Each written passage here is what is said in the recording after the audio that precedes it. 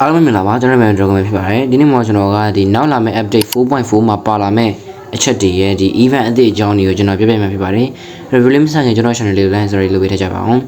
review လေးကိုစလိုက်ကြရအောင် let's go okay ကျွန်တော်အရင်ဆုံးနေတော့ဒီ Frank ခေါ်တဲ့နေရာကျွန်တော်တို့အမဲအောင်လုံးဝပြောင်းသွားပြီပေါ့နော်ကျွန်တော်တို့ 4.3 မှာဆိုရင်အဲ့ဒီနေရာအဖြူအောင်ဆိုပေမဲ့အခု 4.4 update မှာဆိုရင်တော့ကျွန်တော်တို့အမဲအောင်လုံးဝပြောင်းသွားမှာဖြစ်ပါတယ် okay နောက်တော့ဒီအောက်ကမိုးချိုးပုံစံကြီးတော့ကျွန်တော် crew ထောင်တာပေါ့နော်အဲ့ဒီ crew ထောင်မယ်ဆိုကျွန်တော်အောက်က crate crew လို့နေလဲပါဒါဆိုရင် brother တို့လူပုံစံတွေမှာဖြစ်ပြီးတော့ဒီအပေါင်းပုံစံကိုနေပြီးတော့လဲကိုယ့်တငယ်ချင်းတို့ထည့်လို့ရတယ်လို့ဒီအောက်က slash friend ဆိုတော့နေပြီးတော့ကျွန်တော်ကိုယ့်တငယ်ချင်း friend တွေကိုထည့်လို့ရတယ်ပေါ့နော်ဒီတော့ထည့်လိုက်မယ်ဆိုရင်တော့ brother တို့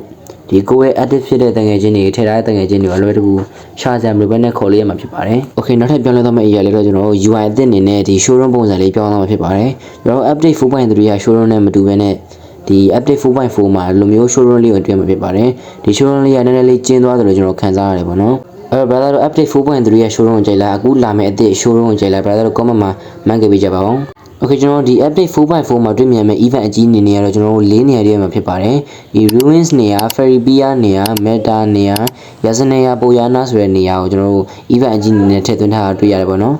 event အသေးအနေနဲ့တော့များများတွေ့ရပါတယ်ကျွန်တော်တို့အခုလာမယ့် update 4.4 ရဲ့ event အကြီးနေရာကတော့ဒီလိုမျိုးကြကြလွတ်လွတ်တည်းမှာဖြစ်ပါတယ်တော်တော်လေးလာရပေါ့နော် okay ကျွန်တော်ဒီ event အကြီးမှာလဲကျွန်တော် trial တစ်ခုရှိပါတယ်အဲ့ဒီ trial လုပ်မယ်ဆိုရင်တော့ဒီ event related ကိုလာပါဒီလိုမျိုးပုံစံတွေ့ပြီဆိုရင်တော့ဒီ share lens ကိုနေလဲပါ share lens ကကျွန်တော်တို့ use ရှင်းပါတယ် second 60ဆောင်းရမယ်ပေါ့နော်အဲ့ second 60ဆောင်းပြီးလို့ရှိရင်တော့ကျွန်တော်တို့ဒီသူ့အနောက်ကပုံလေးပွင့်လာမှာဖြစ်ပါတယ်အပုံလေးပွင့်တော့ brother တို့ဒီ aero gun တွေဖြစ်တဲ့ဂျာ AW တို့အမားတို့ farmers တို့ P90 တို့ယူရရမယ်ပေါ့နော်okay ကျွန်တော်နောက်ထပ် event နေရာအနေနဲ့တော့ကျွန်တော်တို့ဒီ alarm time ပုံစံရှိတဲ့နေရာတွေပေါ့နော်အဲ့ဒီနေရာတွေမှာဆိုရင်ကျွန်တော်တို့ဒီလိုမျိုးအဆောက်အအုံကြီးတွေ့ရမှာဖြစ်ပါတယ်အဆောက်အအုံနဲ့ဝင်သွားမယ်ဆိုရင်တော့ဒီလိုမျိုး alarm time ပုံစံနေရာကိုတွေ့ရမှာဖြစ်ပြီးတော့ share lens လုပ်လို့ရမှာဖြစ်ပါတယ် share lens ကိုလည်းလိုက်မယ်ဆိုရင်တော့ကျွန်တော်တို့3စက္ကန့်အတွင်းစောင့်ပြီးသွားရင်ကျွန်တော်တို့ဒီအနာကနေဒီကြောက်ရုပ်တွေပေါ်လာမယ်ပေါ့နော်သူပြောတာတော့ဒီ wave 5ခုရှင်းရမယ်ပေါ့နော်ဒီ wave 5ခုရှင်းပြီးသွားလို့ရှိရင်တော့ကျွန်တော်တို့ဒီ item အကောင်းစားရမယ်ပေါ့နော်ဒီအကောင့်တွေကိုတန်ရင်လည်းကျွန်တော်တို့ wave တွေက1 2 3 4 5ဆိုပြီးတက်သွားမယ်ပေါ့နော်okay ကျွန်တော် wave 5ခုပြည့်သွားမယ်ဆိုရင်ဒီလိုမျိုးလေးပုံလေးပွင့်လာမှာဖြစ်ပြီးတော့ attachment ဆုံလေးနဲ့ gun တွေရရှိမှာဖြစ်ပါတယ်ပြီးလို့ရှိရင်ကျွန်တော်ဒီအဲ့ဒီပုံနဲ့မှာရရှိတဲ့ alarm time ပေါ့နော်အဲ့ဒီ alarm time ကကျွန်တော်တို့ထောင်လိုက်မယ်ဆိုရင်တော့ကျွန်တော်တို့ဒီကိုယ့်ရဲ့ teammate ကို record ခေါ်လို့ရမယ်လို့ကျွန်တော်တို့ရေးပေးထားရပါတော့ကျွန်တော်က teammate မရှိရတော့တီးကြတော့မသိရဘူးပေါ့နော်ဒါပေမဲ့ဒီ PPG mobile back ကနေပြီးတော့ဒီ map ထဲမှာပြပြပေးထားတော့ဒီ record လုပ်လို့ရမယ်လို့ကျွန်တော်တို့စာလေးရေးပေးထားရပါတော့နောက်တဲ့ event တစ်ခုအနေနဲ့ကျွန်တော်တို့ဒီအတောင်ပံပုံစံရှိတဲ့နေရာပေါ့နော်အတောင်ပံပုံစံရှိတဲ့ event တွေမှာဆိုရင်ဒီလိုမျိုးအဆောင်အကြီးကိုတည်ရမှာဖြစ်ပါတယ်အဆောင်နဲ့ဝင်သွားမယ်ဆိုရင်တော့ဒီလိုမျိုး share lens လုပ်လို့ရတဲ့နေရာကိုတည်ရမှာဖြစ်ပါတယ် share lens ကကျွန်တော်3စက္ကန့်နေစမှာပေါ့နော် share lens လုပ်မှုဆိုရင်ကျွန်တော်ဒီအောက်မှာတွေ့ရတဲ့အတောင်ပံပုံစံလေးလိုရတယ်ပေါ့နော်အတောင်ပံပုံစံလေးကျွန်တော်ဒီ event တော်တော်များများမှာတွေ့နိုင်တယ်ပေါ့နော်အဲ့အတောင်ပံပုံစံလေးကျွန်တော်တို့ဒီမျိုးအပေါ်ချိန်ပြီးတော့တက်ရမှာပေါ့နော်အဲ့အပေါ်ကတိုင်တွေကိုမထင်တက်ရမှာဖြစ်ပါတယ်ဒီမျိုးပေါ်တက်သွားပြီဆိုရင်တော့ကျွန်တော်ဒီပုံလေးတွေ့ရမှာပေါ့နော်အဲ့ပုံထဲမှာဆိုတော့ကျွန်တော်တို့ attachment ဆုံးဆုံးလေးနဲ့စနော်အတိုင်းပဲ gun တွေရရှိမှာပေါ့နော်စနော်တော့ကျွန်တော်တောင်ပံလေးကကျွန်တော်ဒီအပြင်မှာလည်းသုံးလို့ရတယ်ပေါ့နော်အပြင်မှာဆိုတော့ကျွန်တော်တော်တော်များများပြန်လို့ရပါတယ် okay ကျွန်တော်နောက်ထပ် event အနေနဲ့တော့ကျွန်တော်ဒီတာခမပုံစံ event လေးပေါ့နော်အဲ့ဒီ event ကျွန်တော်တို့တခြား event တွေလောက်မကျဲပါဘူး event မကျဲပေမဲ့ပစ္စည်းပေးရကျွန်တော်တူတူပါပဲကျွန်တော် share လုပ်မယ်ဆိုရင်ကျွန်တော်ဒီစစ်သူကြီးရဲ့အရှိကိုသွားပြီး share ကိုယူရမယ်ပေါ့နော် share ဘယ်လိုလုပ်မလဲဆိုရင်ကျွန်တော်ဒီအောက်မှာတွေ့တဲ့ဒါလေးကိုနှိပ်ရမှာဖြစ်ပါတယ်အဲ့ဒါလေးကိုမနှိပ်ခင်ကျွန်တော်တို့မြားလေးကိုဒီတာခမအပြောင်လေးချိန်ထားရမယ်ပေါ့နော်အဲ့လိုမျိုးကိုကျွန်တော်တို့10ကလောက်ရမှာဖြစ်ပါတယ်ကျွန်တော်ဒီ10ကပြည့်သွားပြီဆိုရင်တော့ကျွန်တော်ဒီပုံလေးပွင့်လာမှာဖြစ်ပါတယ်ပုံနဲ့နေကျွန်တော်ဒီ attachment စုံစုံလေးနဲ့ gun တွေရရှိမယ်ပေါ့နော်ပြီးလို့ရှိရင်ကျွန်တော်အခုတွေ့နေရတဲ့ဒီ power လေးကဘာလေးလဲဆိုတော့ကျွန်တော်စနသုံးသွားတဲ့ power လေးပဲဖြစ်ပါတယ်အဲ့ဒါလေးကျွန်တော်တစ်ခုတည်းပို့ပြီးတော့ကောက်လို့မရဘူးပေါ့နော် okay ကျွန်တော်ဒီနောက်ဆုံး event အနေနဲ့တော့ကျွန်တော်ဒီလေးပေါ်မှာမျောနေ event ကြီးပေါ့နော်အဲ့ဒီ event ကြီးကိုသွားမယ်ဆိုရင်တော့ကျွန်တော်ဒီ mission 3ခုပြရတော့ဖြစ်ပါတယ်အဲ့ဒီ mission 3ခုကကျွန်တော်ဘာလဲဆိုတော့ဒီပထမတစ်ခုက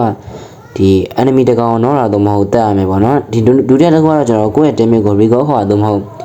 ်ဒီကယ်ပေးရမယ်ပေါ့နော်နောက်တတိယတစ်ခုကကျွန်တော်ဒီ trial တွေပေါ့နော်ဆန္ဒကျွန်တော်ပြောခဲ့တဲ့ challenge တွေကိုပြီးအောင်လုပ်မယ်ပေါ့နော်သုံးခုလုံးမပြီးဘဲနဲ့တစ်ခုတည်းကိုဇရက်ပြီးလေရပါတယ်အဲ့ဒီ mission တွေလောက်ရင်လည်းကျွန်တော်မှဆိုရင် point 80တောင်ရှိရပေါ့နော် point 50ဆိုရင်တော့မှကျွန်တော်တို့အဲ့ဒီကျုံးပေါ်သွားလို့ရပါတယ်ကျုံးပေါ်သွားမယ်ဆိုရင်တော့သူပေးထားတဲ့ second လေးကိုစောင့်ဖို့လိုရပေါ့နော်အဲ့ second ပြီးမှသာကျုံးကပေါ်လာမှာဖြစ်ပါတယ်ပြီးလို့ရှိရင်ကျွန်တော်တို့ဒီမှာကျွန်တော်မှ1လို့ပြထားရပေါ့နော်ဒါ beta version ဖြစ်တဲ့အတွက်